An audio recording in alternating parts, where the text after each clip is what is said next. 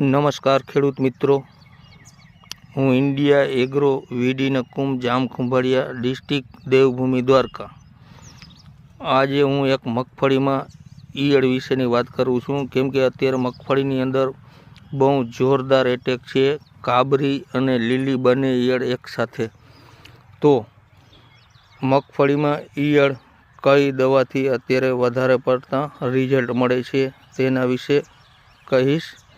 તો ખેડૂત મિત્રો, મગફળીની અંદર અત્યારે આ મગફળીની અંદર આજથી 5 દિવસ પહેલાં પીએસટી કંપનીનું રિમોટ મારેલ છે અને તેનું રિઝલ્ટ અત્યારે હું જોવા આવેલો છું તો ખૂબ સારું મળેલ છે।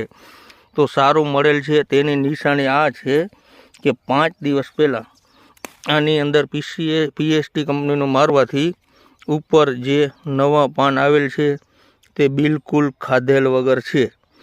ઈયળ જોવા કરતાં ઉપરના પાન જોઈ ત્યારે ખબર પડે છે કે આની અંદર રિઝલ્ટ કેવું મળેલ છે। તો આ મગફળીની અંદર અત્યારે 100% રિઝલ્ટ મળે છે। પહેલાં પાન ખાધેલા હતા પણ અત્યારે તમે જોઈ શકો છો ઉપર નવા પાન આવેલા છે તે બિલકુલ ખાધેલ નથી।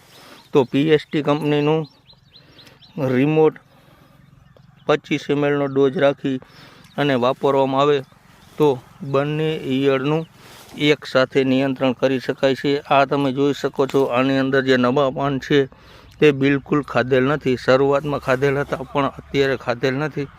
આ મગફળીની અંદર પીએસટી કંપનીનું રિમોટનો છંટકાવ કરેલ છે અને ખૂબ સારું રિઝલ્ટ બંને ઈયળમાં મળેલ છે।